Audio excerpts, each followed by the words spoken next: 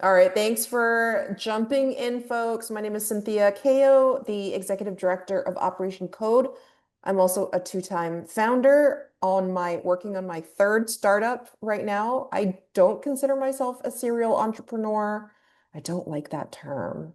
Not not that I don't like serial entrepreneurs. I personally don't like that term because I'm just a sucker for long-term businesses and trying to make your model work past the early profitable stage and then selling and getting out. Although sometimes that would be a nice dream. So a little bit about me, and then I'll introduce Todd. I spent 6 years in the Air Force Reserves. I activated twice, deployed, and I was married to active duty Army for 15 years as a military spouse. So we were a dual military family. And my oldest son is a service disabled combat veteran from the Army. He was a combat medic. He's out now. And so I've kind of run all three hats of being the parent, the spouse, and then the service member as well. So it's definitely not for the faint of heart. A lot of you here have your own journeys, which I'm really excited about because it's all about you. We want to help give you a leg up and answer your questions. So if we go through stuff today and it's a lot, like drinking from the fire hose, it is going to be a lot because entrepreneurship, there's a lot to learn. And so this one workshop isn't going to be it's just going to be touching the tip of the iceberg and giving you a little tools, a few resources. But feel free to stop us if you have any questions throughout. You can type it in the chat if you don't want to come off mute. But we will have a Q&A at the end as well. I'm going to hand it over to Todd, my fellow crayon eating Uh, buddy. Coined me out already. Yeah, former Marine, was in the Air Wing and then got out, went into IT, um, bounced around for a little while, worked on a company called Bill Me Later with some friends, and then we sold it to PayPal, and then left there and I worked for Tesla and uh, left there after a while. And long story short, I've had a couple of companies and sold them, and been doing entrepreneurship for most of my life now, probably half of my life at this point. So I don't know about serial entrepreneur, but I do like cereal. So maybe if you put it in those terms, I'm pretty good at it. Yeah. Yeah, I didn't talk about my first business. So my first business I established just as I was about to get out. Actually, I was in the med board process, and I decided I didn't think of myself as a business owner, right? I never thought of myself as a startup owner. I didn't even know what that was at the time. I simply just wanted to create a solution where there were problems existing and there wasn't an easy way to do it. And so I took my comms background, my public affairs background from what I did in the military, and then my clinical background, and I created interactive media. So the first company I ran was called Rebirth Media. I ran that for 10 years until I sold it and that acquired. Obviously, I'm here at Operation Code, and I've been scaling and running Operation Code for about 5 years now. And then I have my third startup, which is really kind of marrying my clinical background that I did for 15 years, and organizational psychology, and then healthcare. So it's focused on creating resilient workforces, combating burnout, and it's basically a platform. It's very early stage, but it marries like a Noom concept with your Calm app, and it gives you cognitive behavioral therapy to help people advocate for themselves at work, understand your own managerial style, your own work style, and why we have friction within systems. So that's a little bit about me, a hodgepodge of a bunch of things, but I never kind of came to the table like, oh, I'd like to own a business one day. Like that didn't happen. It was mainly like somebody said, hey, why don't you like bill me, right? Can I just pay you to do this thing, which was like a 3D motion graphic project. And they didn't want to hire a big agency to do it. And so I'm like, all right, let's get that done. And in order to do that, I had to start my LLC, right? It had to be licensed somehow. And that's what kickstarted me on my journey. And I made a lot of failures my first time around, learned a lot of things the hard way. I did not have a mentor. I learned what not to do the first rodeo. And so hopefully we can like pass that on to you. So Todd, feel free to kick us off. Yeah, same thing. I would say my first business, like, kind of came in with, this post uh, veteran mindset and leadership and this strong discipline and work ethic and all these things. And, you know, uh, even that isn't enough. Like sometimes, when you're dealing with a lot of different characters in your business and all of that. And so, um, yeah, hopefully this is like just a lot of good stories and lessons in it. And, feel free to come off of mute and interrupt us if you have something to, contribute, because I'm in a very conversational kind of mood today. And these slides are just kind of to help us as speakers guide the conversation as we go through everything we want to talk about, which there is a lot of. So. And you guys can read, so we're not going to read every bullet point for you. It's mainly just to, like Todd said, guide the conversation. And Yeah. I mean, you all know, I think I'm assuming that most of you were either in the service yourselves or know somebody or a family member in the service. So I'm sure you could come up with 5 or 6 different bullet points on what your strengths are. I think the hardest thing that I hear when it comes to veterans that are fresh out of the service is it's hard to talk about me individually, right? Like it's easy for us to talk about we as a team. We did this or we did that. And one of the first things that I noticed is when I was sitting in interviews, not just for the individual jobs, but talking to potential investors, they want to know, what did you do? What makes you stand out? And sometimes that can be hard when you're used to like this communal aspect of a team, which isn't bad. Well, let's go to the next one. Yeah. I thought these were really interesting stats. I just pulled these down, and because they're actually higher than I thought too, but also sort of not surprising considering the demographic that we're talking about, veterans. Um, huge contributors to the economy as a whole. So, you you're immediately, if you had doubts about like, should I do this or not, this should give you enough information to know that you're not alone, right? And that if there's anything I can impart upon you on this whole journey, is that like you cannot hide in your closet and run a successful business. You have to be out there like every single day meeting new people, or talking to your friends and stuff about it.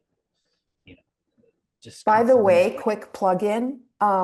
I don't have time to do it anymore, but Josh Carter, for those of you guys who know Josh Carter, he used to be the Operation Code board chair. He stepped away because he's super busy running like 3 or 4 different major initiatives. I think he's on a VC. He's working for the SBA. He's doing multiple things to help grow, and his heart has always been in growing veterans and especially in entrepreneurship. He's got a tech background. I think he was like one of the first founding engineers at Twilio. So Josh Carter and I ran a podcast called the Veteran Founder Podcast. If you just Google Veteran Founder Podcast, you can find it on a bunch of different platforms.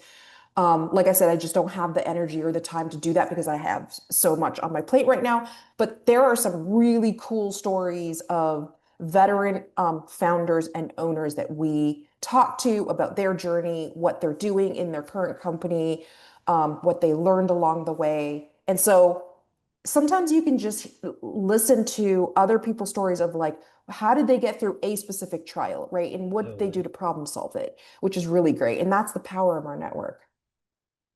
Totally. And I can say too, just like going out to these different networking events, or, don't even think of them as like networking events where it's like, you have some goal in mind.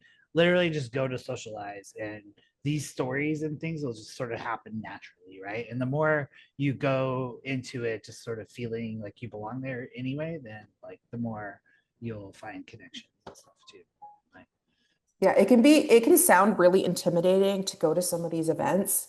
And I remember like not too long ago, maybe 6 months ago, I went to a veteran founder event and there were like 300 people there and it was almost like overwhelmed. But as I was talking to people, I realized the majority of people were there not because they wanted to be founders. They were there to just meet people. And they either worked in finance or they worked in all kinds of different industries. There were maybe like 3%, which was a very tiny amount. 3% of the people there were actually founders like me who were either actively raising or had already been done with their raises and ran a mature level company. But everybody from a military background, which I was really shocked to see that many people turn out. Yeah. Is there So these are anything on this slide that we need to go over yeah, specifically? yeah, I could just talk about some stuff that's on here. So I think one of the things that like happens a lot is obviously just like financially, the veterans, coming from military pay aren't necessarily known to be financially, rich. So there's always like kind of this gap in knowledge from, especially going into like the business world and business finance and stuff like that. And so, um, we're gonna go into slides here to talk about like some of the resources for help you close that gap really quickly. But I will just tell you, like, even though I've been doing this for years and years, I still learn stuff all the time about how to run a business. And so, you know, don't be don't be afraid of that. Like, part of the fun of doing all this stuff is the learning and the journey, right? So, You're yeah, never gonna get it 100% right. And I'll yeah, tell you from running multiple orgs and businesses is what worked for one isn't necessarily going to work for the other. Like you can take your yeah, lessons learned, but also each company, right? Each team has their own strengths and has their own weaknesses, and things are constantly evolving, like with technology. What you did 10 years ago or even 5 years ago might not be the way you do things now. And that's okay. yeah, which is a really great lead in for this. And so, the number one thing you can do is like don't quit like your golden goose, right? Like as much as the thing you want to do, like the thing I say this, you saw this in the general channel. This is my favorite quote.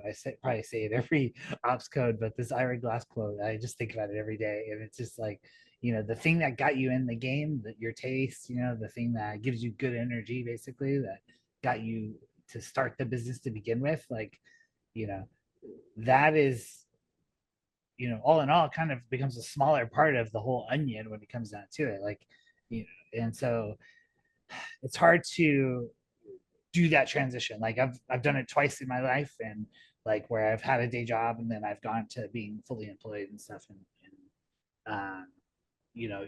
when because the numbers make sense, right?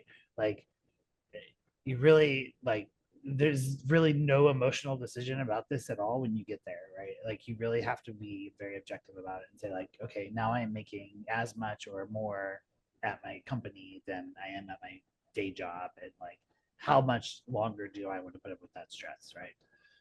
And Yeah, that's the early emotional decision that comes down to is how long do you want to play the stress game with that, right? the only time I would say that to quit your day job or considering quitting your day job, even if your business is not making that ramp, that hockey stick ramp, right? Because usually it's the first 2 years you're kind of like just establishing yourself and you're building the product or you're getting product market fit and you're doing your user research testing and you're reiterating. That is like that slow pace, and then all of a sudden you just take off. But right before takeoff, you're going to definitely feel it because your day job is going to start feeling like, oh, this is holding me back. Like when you get to that point where you're like, I am just doing my day job because I have a family or I'm paying my bills or benefits, right? That's a big deal. Like maybe your family's on the healthcare benefits that your employer provides. Maybe you're worried about your pension or your 401k. There's all of these benefits that keeps people in that day job. But you'll know when suddenly you're getting customers, you're getting requests, but you're not even able to meet those requests at your business because you have this day job. So that's the only time that I'm like, that the demand is there because people are asking, but you're not even able to cover that demand because you got to go to work. Like you're working 8, 10, 12-hour days and so at that point, you got to ask yourself, do I want to invest in this employer? Do I want to invest in myself?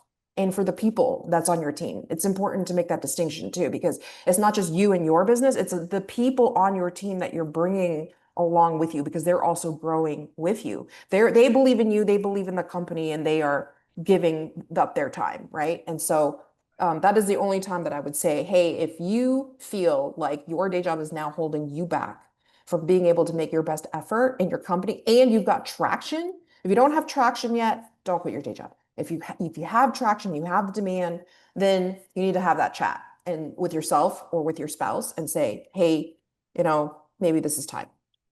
But I do talk about like taking out loans because if you're trying to own a business like a restaurant, right? Or you're trying to own a franchise, you have to do your research and look at the risk. Like, what are the numbers? What is, your Tim Tam Psalm for those of you guys who haven't gone to business school, look it up. Like, you want to know what in your industry, the area that you can go after that's going to be profitable, right? And what's the percentage of people actually making it? And how many years do they have to be in the grind before they start seeing profit? So that's the hard work. It's like looking at yourself in the mirror. That's the section that I don't think people do their homework on because it's hard. It's hard work. It's hard to be real with yourself. It's hard to say there's a huge amount of risk and not maybe a lot of reward for at least 3 years, right? Or whatever the case may be. And so try to go after non-diluted funding, which is in the form of grants from foundations, there's corporate sponsors, until you start to see that demand, until you start to make profit. Because also know this, if you are taking out an LLC, which there's a slide after, we'll talk about like incorporations and the differences. If you are a sole proprietor LLC, your credit is now linked with the company. So if you take out money, right, and the company doesn't do well, you can't pay that loan back, your credit is going to be personally affected and you're going to be in the hole. And if you end up declaring bankruptcy, that's going to end up hurting you and your family for decades. So that is why I'm like, make those decisions carefully. Yeah, so this is just lean startup methodology. Lean is a very common like practice. You'll see all kinds of books on like lean, name it. So lean startup is just another version of this, and so it's really just about starting small, testing quickly, failing fast, getting a lot of customer feedback, customer engagement on things, and just building what they want, not what you think they want necessarily, right? Like, um, and then just you know doing everything based on data and having sort of like what I like to call a North Star approach to like what is the thing that you're trying to do, like what is the minimum viable product that people will be willing to pay for, right? uh, Mhm. is the bottom line there, and then use that and just keep looping, and then you know the joke in tech really is that eventually you get big enough that you'll become a bank. So Yeah, and I'm like a UI UX practitioner, so I'm really big on like making sure that you have the minimal prototype, right? Like don't start coding a ton of features and that's really super heavy and that you might change that platform later, you might change that technology later, the programming language. Start with a clickable prototype and then start testing it on your target audience. Don't get feedback from your mom and dad, your friends and like they love you, they're going to be biased. I'm telling you now. Go tell to the story. people, yeah, go to people who are neutral, who are like Yeah, going to give you actual feedback, whether you like it or not. I would tell you the story. This is a true story. I worked at a startup where we had went in and we had done all this data modeling. We had machine learning on all this different financial indicators and stuff. And the end result of that was, various um, financial signals. I can't. I wish I could say more, but basically these financial signals were for like traders to use on like predicting markets and things like that using machine learning. We were kind of doing like time forward predictions using all this data. So anyway, so we built all this stuff. We had this really fancy visualization UI, and you could pick different dimensions of data and all this stuff. And literally another startup came in with a PowerPoint deck and wiped us off the map with Whoa. with their UI. Yeah, it was just infinitely better. And like what it turned out was like most of our clients already had 5 or 6 of what we had already going, and we just didn't know it. And so that's what lean is talking about: is don't make those mistakes. Yeah, this is like so personal to me because I have talked to not everybody who is at Y Combinator or your name your big, right? Not just them, but name your big VC associated accelerator, right? They're all going to tell you, don't focus on service. They're all going to say, I want a SaaS. I want a software as a service. But what is the service? It's software as a service. Service is in there. Um, my startup now is based on services side because everything just kind of went kablooey, right? With current grants and tons of funding and then like corporate greed. And I decided, you know what? I'm just going to play it on the safe side. I don't want to take a lot of risk right now because that's my appetite. And not everybody is going to be on board. Like sometimes you'll talk to mentors that don't understand your industry. Like I'm more in healthcare, I'm more in the health tech side. If I talk to somebody who is literally, I had this conversation with an astrophysicist, he's like, why the heck would I invest in your company? I don't care. I don't buy into it. And that's fine. And you have to have the intestinal fortitude to go, yep, I'm taking your, I'll be respectful. I'm hearing you out. I'm going to ask you questions because obviously they have wisdom in their area of their expertise, but they're not necessarily going to know what you know. They're not necessarily give you the advice that might be good or needed for you. So you have to pick and choose the mentors in your field, in your industry that are going to be relevant to you.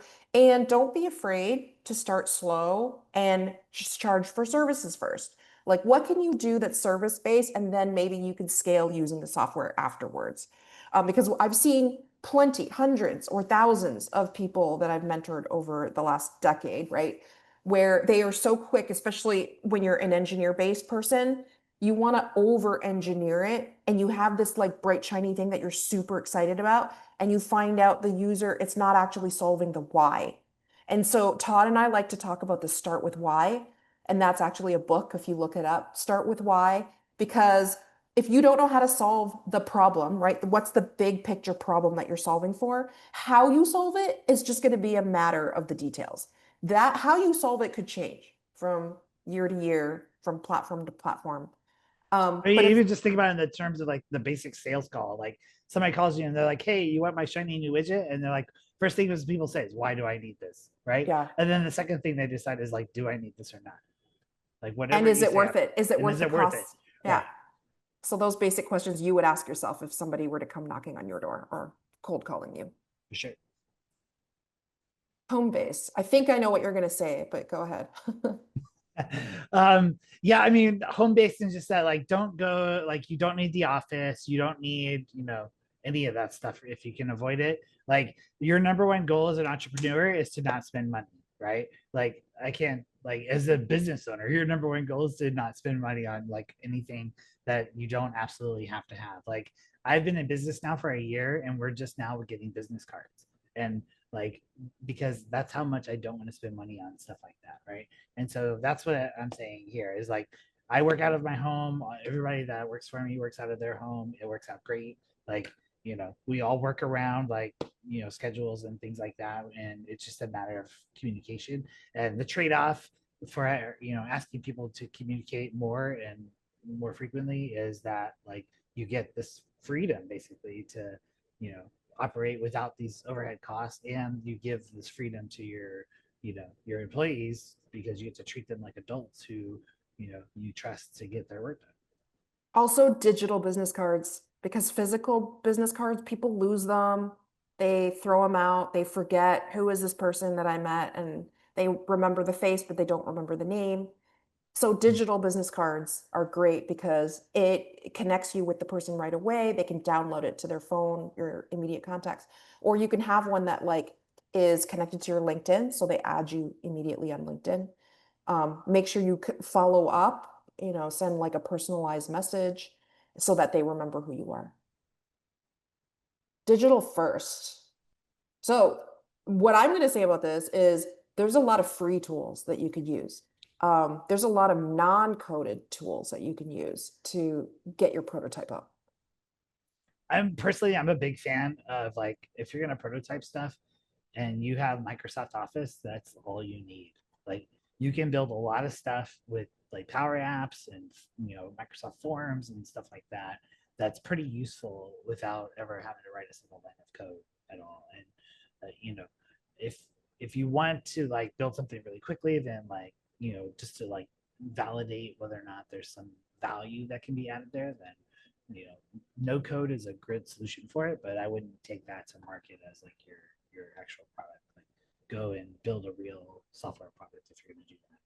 There's a really great, I think I posted it in our Operation Code design and UX channel somewhere in there. I might have pinned it.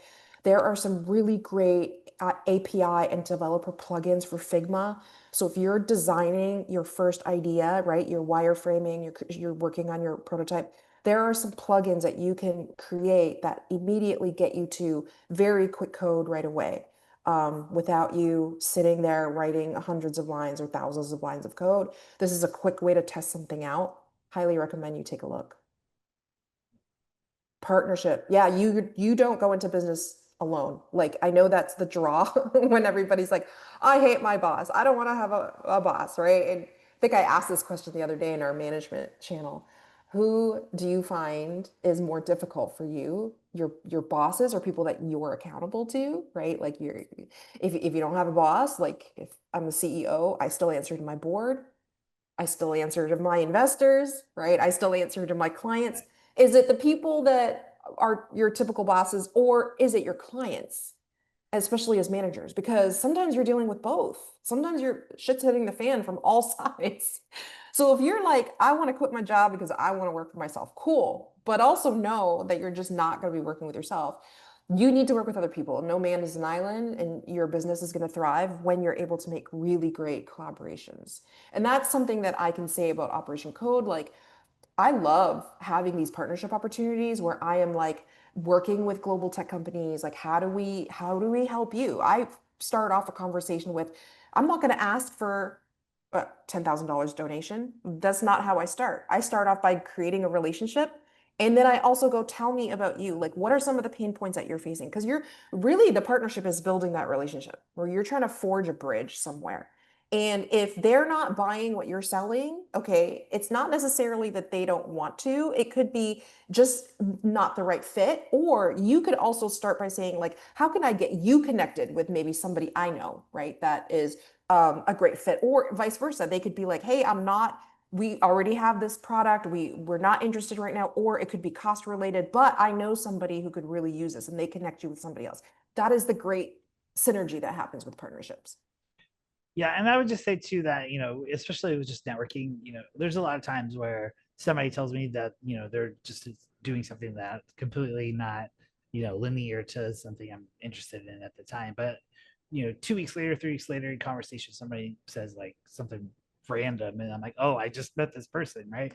And and I think that like with partnerships, especially, like you don't know necessarily like looking forward, right? You always end up looking back to connect all those dots and stuff. And so like I find that like partnerships, especially as an agency, like it's really important to us because we find that like it's not good for us to try to like view other people as like competition, that like, oh, they're like the scary beast that we need to avoid. And the reality is that it's the opposite. You need to reach across the aisle. You need to pull those people into your business because they'll throw you work, right? That's what it's about. And like even if you don't have an opportunity yourself at that time, you could give somebody else an opportunity and they'll never forget it, and they'll always Mhm. remember you when that chance comes up for you.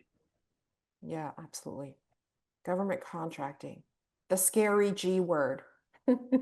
It's kind of a, Avoid at all costs. Avoid at all I mean, it used to be the default, right? Where veterans getting out of the service, you're entering tech, like it's an yeah. easier way to start getting your business up. I certainly did it.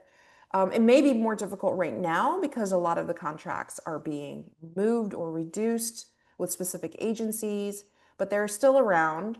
Or you could be a sub. That's one of the great ways to get into, is if you're a sub to a prime. So there's definitely different ways. You just have to make sure that you have your incorporations up to speed, and that you have to take a look at your paperwork on like who's going to write you in as a sub, what would that institute, would you be reporting directly to the client? Um, do you have like a net 30 billable model? Because that could be, a long wait for some people. So are you going to front the 30-day cost and then wait for them to invoice when you invoice them and they pay you? Or How does that work? So you just got to make sure all of those I's are dotted and T's are crossed.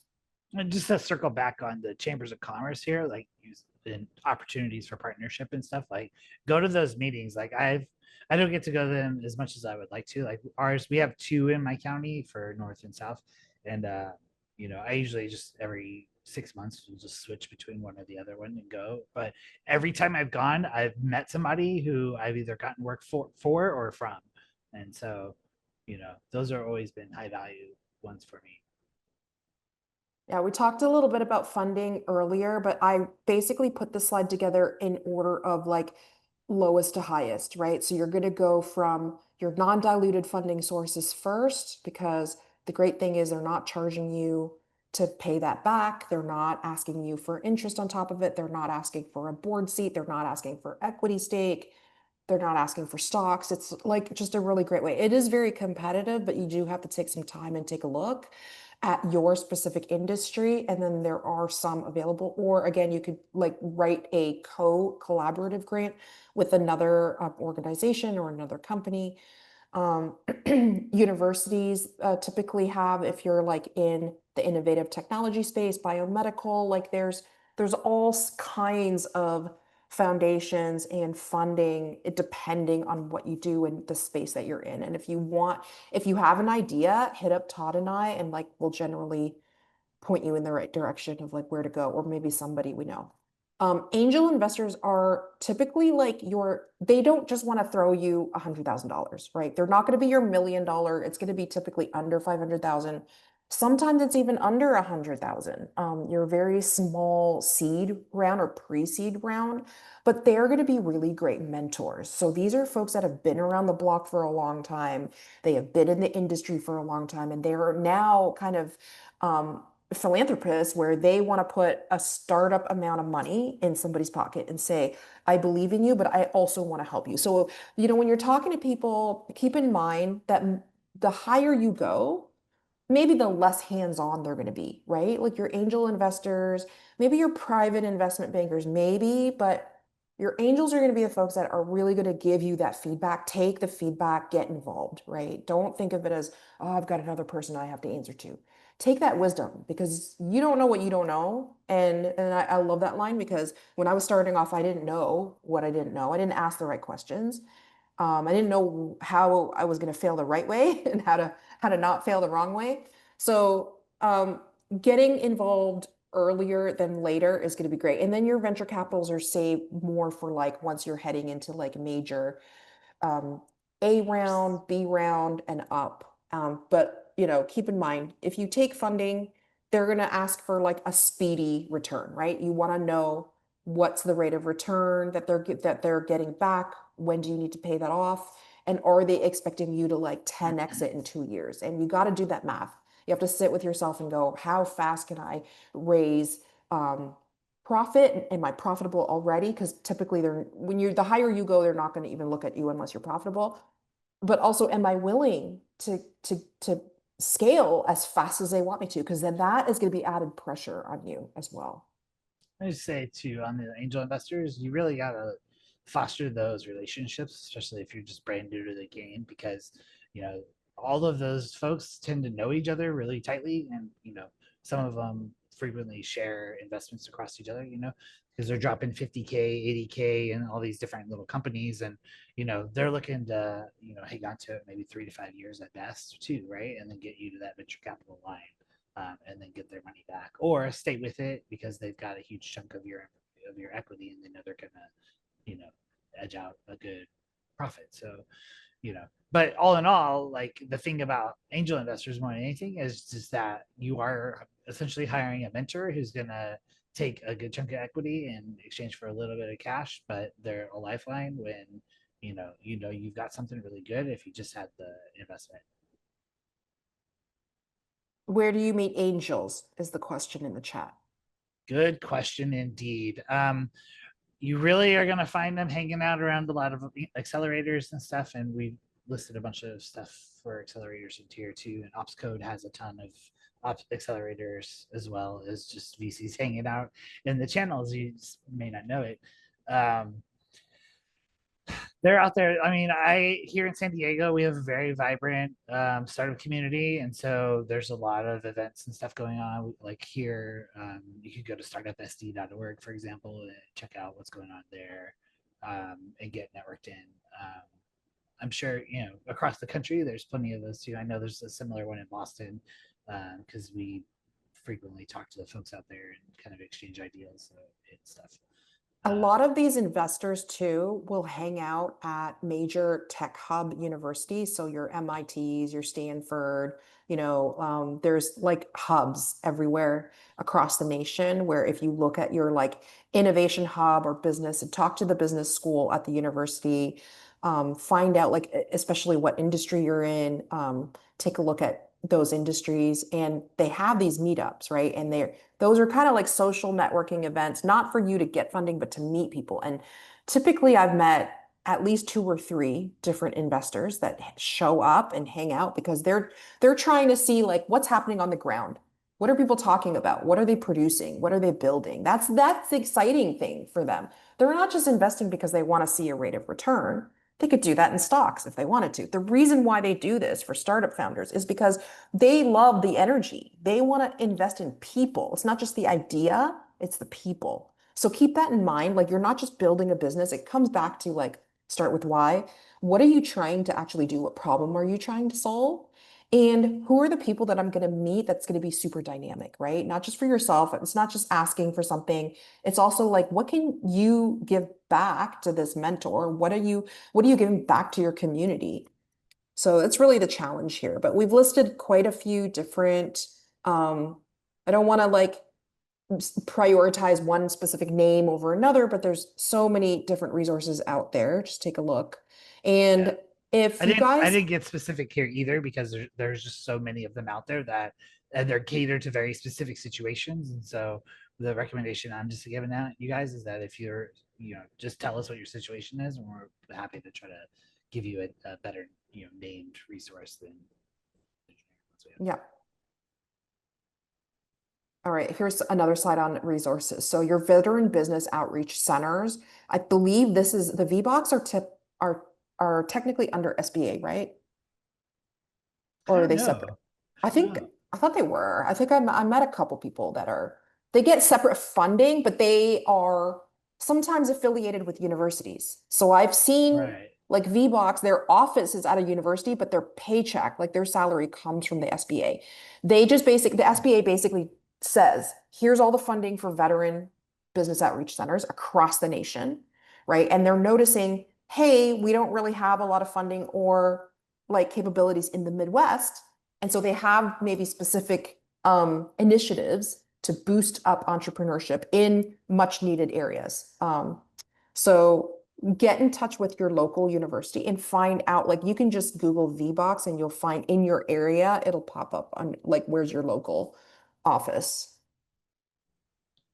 I also put in here informal education versus more formal. Yeah, you could learn on your by yourself networking. I think the formal, I didn't do an MBA. I have like three other master graduate degrees, overeducated. And I can tell you that doesn't necessarily help either. But where I learned the most was when I went to the founder accelerator. So these could be part of your VCs. Usually major VCs are have their own accelerators. You can look at like veteran specific ones too. I think you mentioned Score. Score, you can get a free mentor. These are typically already business owners that have been in their field for a while. And they have like really great workshops as well. Everything from like accounting, tax, submissions, hiring Compliance. Yeah. people. Yeah, you name it, they have it. All right. I asked here, so as you're starting off, you're lean, right? You're a new startup. You might not have the capability to bring on those experts that are going to help you grow. This is where bringing on a fractional person is really helpful. So COOs, your comms and marketing, salespeople, HR, you want to have those people, those experts, but you don't necessarily want to hire them full time because you just don't have that growth yet, right? But meeting somebody who's able to do fractional work is really great. CTOs as well. I've met like many folks at Operation Code that I'm like, you could be a fractional CTO.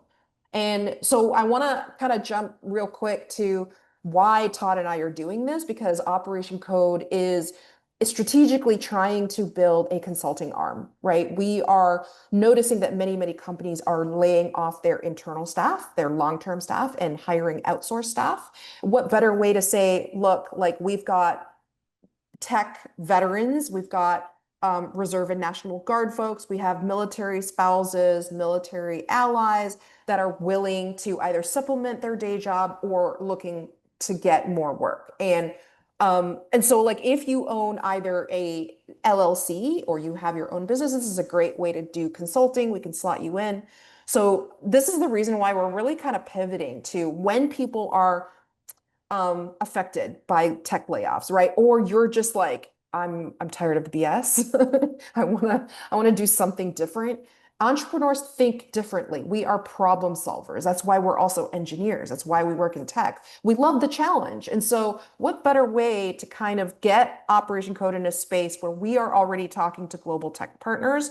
We are already like doing that training of helping them with their workforce retention and their employee pipeline. What better way to say, look, we already have a workforce that's ready to get plugged in, right? And it's at no risk to you. You can say, look, we're going to hire you for 6 months to a year. We have a specific project we want to hire somebody for, or we want to convert that consultant into our internal staff because we love them so much. That's a win-win.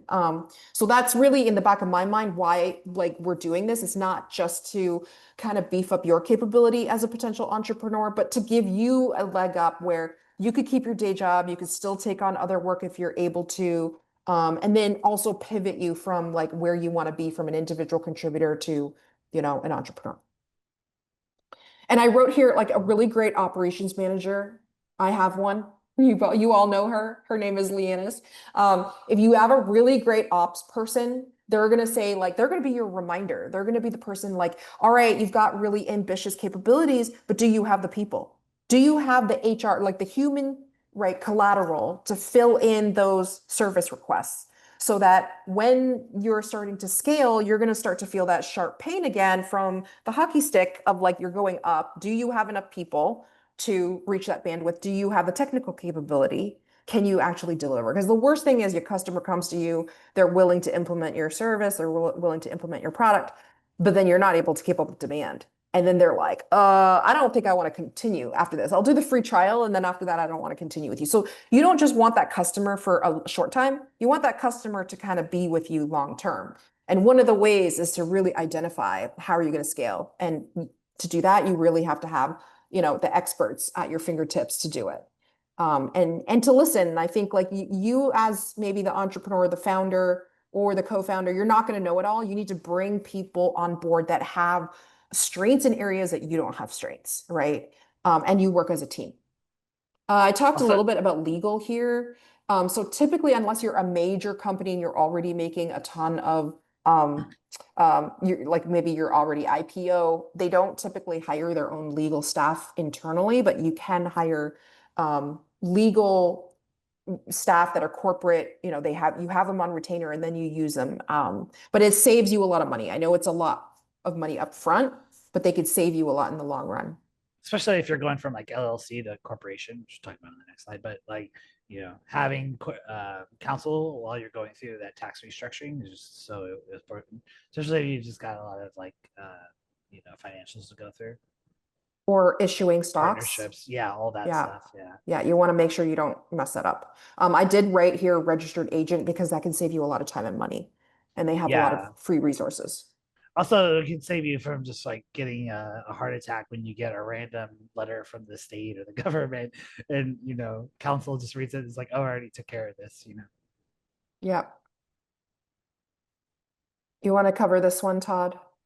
Yeah, sure. So just as far as like LLCs and corporations go, I would say like LLCs have gone under just like a dramatic change in the last couple of years. And so, a lot of folks, if you're a sole proprietor, for example, and you go and file an LLC, but you still find yourself using your, personal finances even once, then you might as well just stay be a sole proprietor because it won't make it any bit of tax difference anymore. So, um, nowadays I used to just tell people, yeah, LLC is great because it's cheap. It gives you the legal protection you need and the structure you need to, go and get things like business loans and stuff like that. However, um, tax codes change so much now that I think if you're going to go and get even angel investing, you've got to go to Delaware and you've got to get a corporation up and going. So Investors will not look at you if you're an LLC. The LLC is great for if you already have a service, like you want to run, you want to run an Amazon side business, right? Or you want to run a restaurant, or you want to run a corporation that is, and not a corporation, but like a legally licensed corporation, an entity that is going to be tied to you directly, and you're the one that's doing the significant amount of work. A corporation, you're going to have your formal board that you're going to report to. You have officers, and you're distancing yourself. It's not tied to your own personal credit. So that's the big consideration here. And if you just want to be an individual contributor, you can do 1099. It's just a little bit of a different tax percentage. I think it's a little, I mean, like Todd said, a lot of it has changed recently. Under an LLC, you could write off some business expenses a little more than a 1099 it's come individual. under fire a lot. So Yeah. I really would say, you're gonna pay, you know, a little bit more for filing for the corporate structure, but it's worth it. Like I'm gonna go through it here the next couple of months myself, and so um, yeah, I would just do it. Yeah, Uh, there's so Joey's asking a question, S Corp. There's also C Corp, which is your traditional one. what's the question though? He just said S Corp. I don't know what the question is. Yeah, There's I don't know. different corporations. There could be your S Corp, there could be your C Corp. It all depends on, and this is where you might want to talk to a lawyer about what are you trying to do, right? And what's your goal? Because there's different tax structures for each. Right, and it depends on what state you file in Mhm. too as well. So I'm not sure you want to expand on what you mean by S corp. Maybe I can answer it, but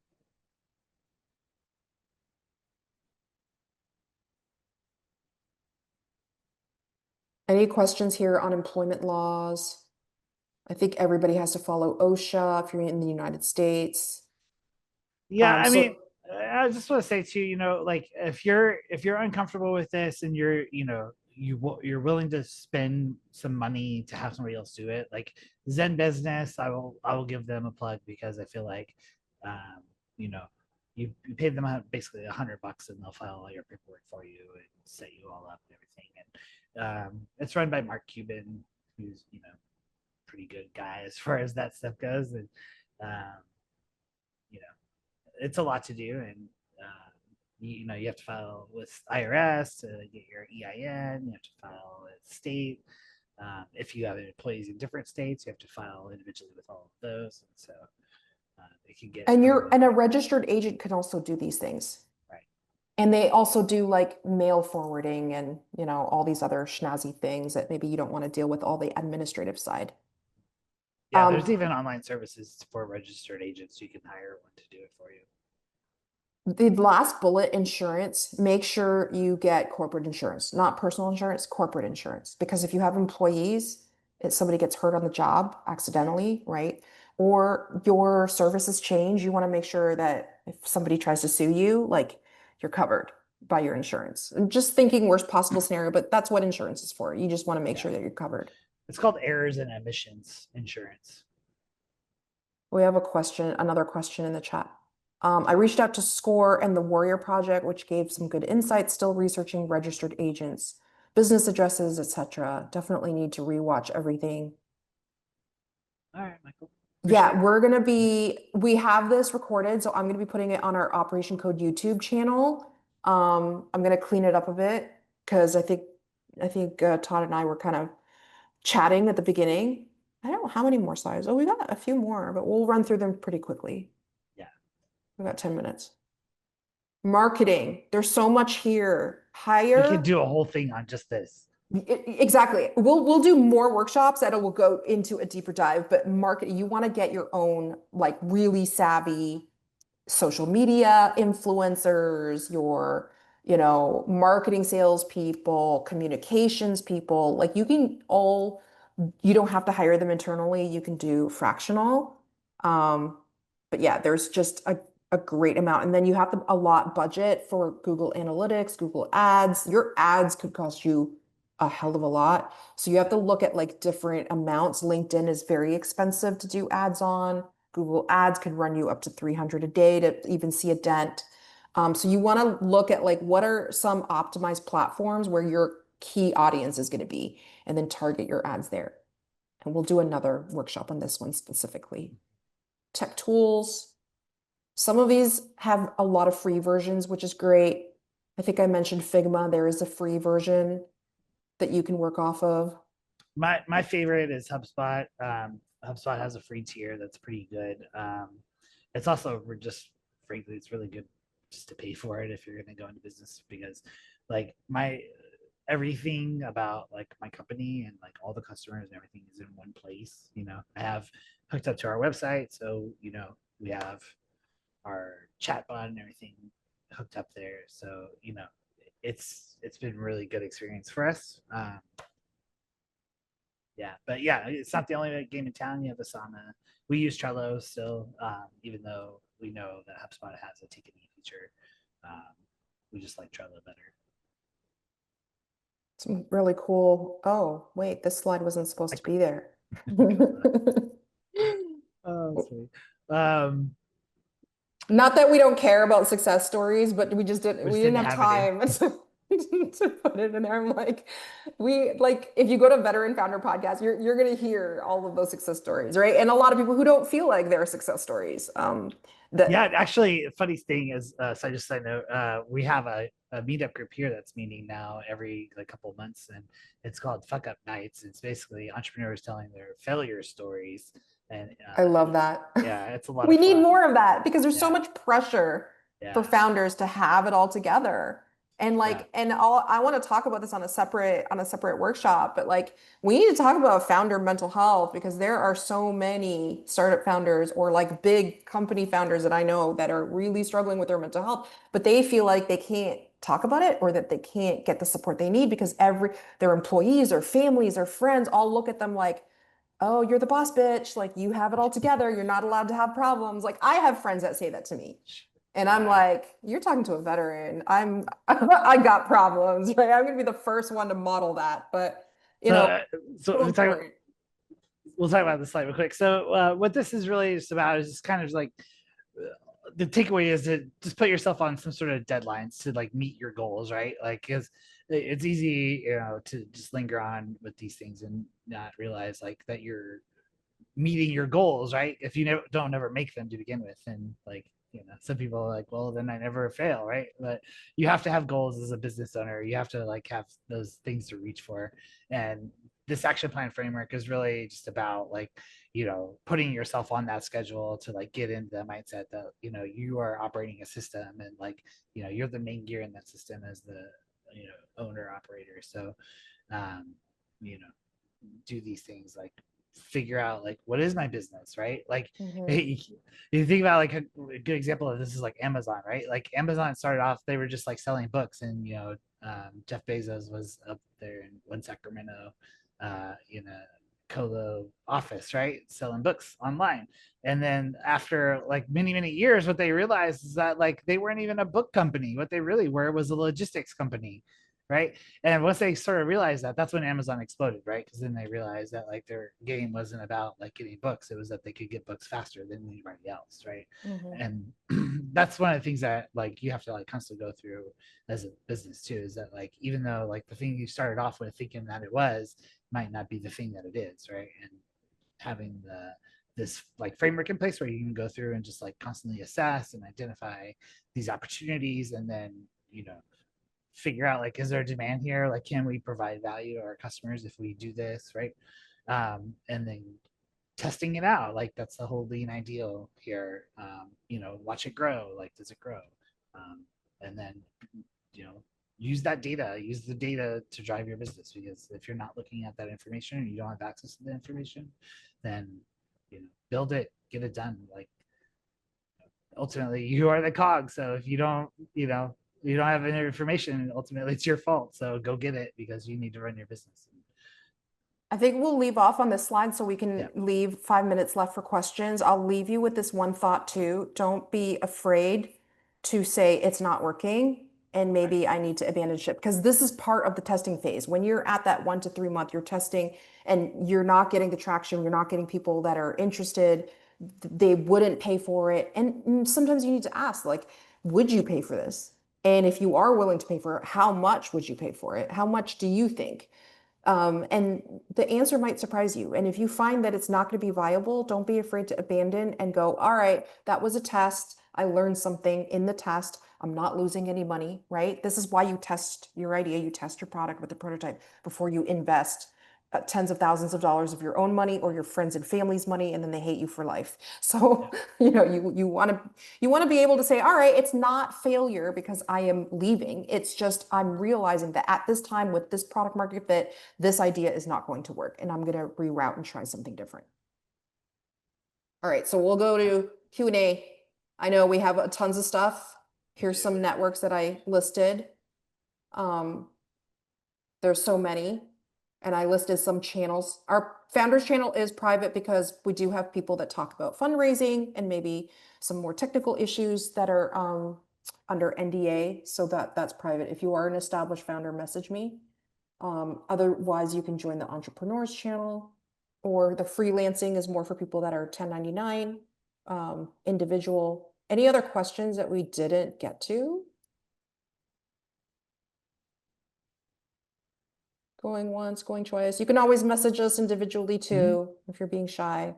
Thank you all for attending. I will probably put this up either tomorrow or Friday. But yeah, be involved, stay sharp. Stay Talk to you soon. hungry. All right, y'all. Thanks for coming. We'll see you Bye. soon. Cheers.